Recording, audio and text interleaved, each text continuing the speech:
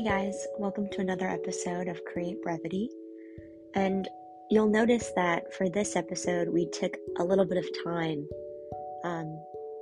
between this episode and the last. And there's a reason for that. And I'm going to go into further details about it because that is this week's topic. It's about how to take time between manifestation techniques and how to really add value to your manifestations and to your boundaries by giving those techniques time to kind of sink in and giving yourself the opportunity to really absorb the material that you're being presented with. And so that's this week's episode. And before we get started, I just want to remind you guys that we do offer one-on-one coaching and that we do have an awesome blog on our website, www.createbrevity.com. So, taking time between techniques, taking time to absorb each technique, this is really important. I've talked to so many people that the new year has given them a real lease on life, and they've kind of got the buzz of manifesting, and they're really kind of enjoying learning about the process. However, they're sort of kind of burning themselves out, right? By going from technique to technique. They might give it a day or two. It's not resonating with me. I'm going to switch to something else. Or even, a different way of looking at it, they try to do too much at once, every single technique at one time. And while there's no right way to manifest, for your personal sort of sanity, right, and your peace of mind, so to speak, I would recommend taking your time with each technique and really seeing if it kind of fits your lifestyle. We've talked about this before in previous episodes, but manifesting is really a lifestyle choice, right? So it's not, I need to get this one thing and then my life will be better, or I'm just doing this until I get my end goal, I get my desire, and then I'm over manifesting. No, manifesting is really a lifestyle choice. You're really changing how you look at things. You're changing your perceptions of what you believe your limitations are and all the different things you believe about yourself. So as you're changing those perceptions, the techniques, they're just kind of there to help you. They're there to help you see things differently. They're there to help you maintain those different levels of consciousness. That's all they're doing. Scripting, 5 times a day, 25 lines a day, that technique is to help you build your focus, right? That's not there to guarantee your manifestation. Remember, everything that you desire or that you want, you are capable of receiving, okay?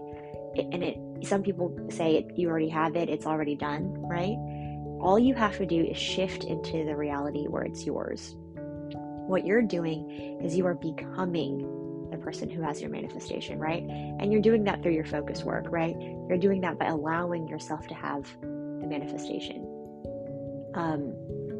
But yes, that is what it is. And it's just as simple as that. And I know that that can seem really difficult sometimes because you're basically changing the way that you're being wired. You're changing the way that you respond to certain situations and scenarios.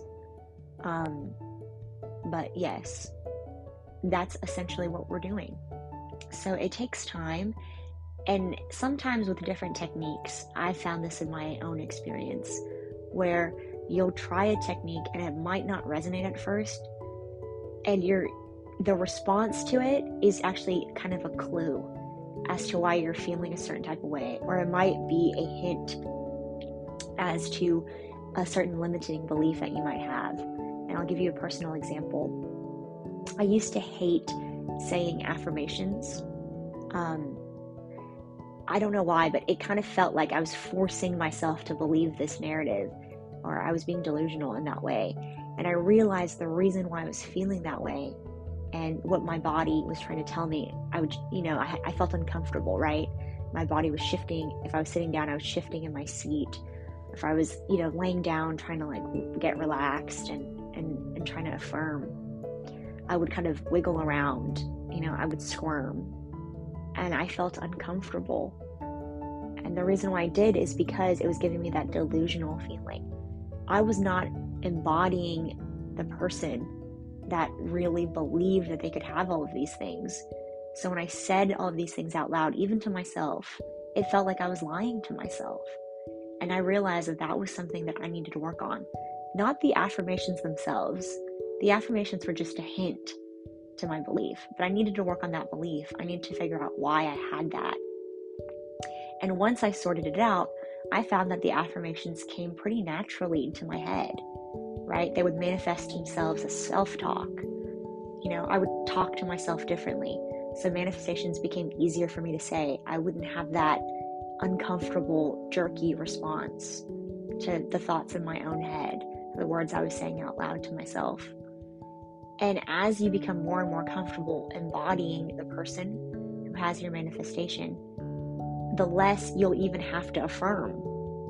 You might even have less self-talk because you're actually naturally just staying there, staying as the person who has your desire, who has your goal. You don't need to question it. You don't need to self-soothe as much, right? Because affirmations, they can sometimes be a form of self-soothing, right? You're trying to tell yourself that everything's going to be okay. But try to relax into the uncomfortability and try to see what is behind that. What is the reasoning behind that? And you'll find that that allows you to absorb some of these techniques in a way that you never thought that you could. And that's why I recommend taking time between different techniques, between different manifestation practices.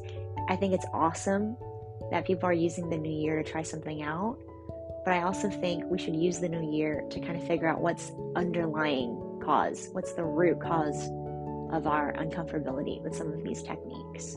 And that's actually why we took some time, because I was taking some time to really try to manifest and to try to understand my own beliefs. Because believe it or not, even as someone who has experience with manifesting, I still level up. And every single time I try to level up, I also feel, oh, okay, I didn't realize this was there. Okay, my body's trying to tell me something. It's a daily practice. And that's what I've been doing. And that's what I encourage you guys to do. Even if it's taking time away from this podcast. I don't encourage you to stop listening. But if you need to take a break from manifesting just to find kind of what's going on, try to figure out some of those beliefs, I encourage it. Take the time. Okay, take a break for a little while and try to figure it out. Manifesting will always be there for you. Your goals and your desires, they're not going away. No one's going to take them from you, okay? And if you have that feeling like tick-tock, you feel that anxiety running through your body, it's probably trying to tell you something, okay? It's probably telling you you're shifting out of that reality and you need to just change your perception and hop right back online. So, take your time between different techniques. Try to absorb them for what they are. Recognize them for what they are. They're tools, okay? They're not getting you to your manifestation, okay? The only person that can give you your manifestation is you. You have everything you need right inside of you, right at this moment. So thank you so much for listening, guys, okay? I hope you're having an awesome 2022, and let's see you guys next week when we're back on track, when we're back on schedule, and I just appreciate you guys so much. Thank you so much for being here and for listening and for being a part of this process.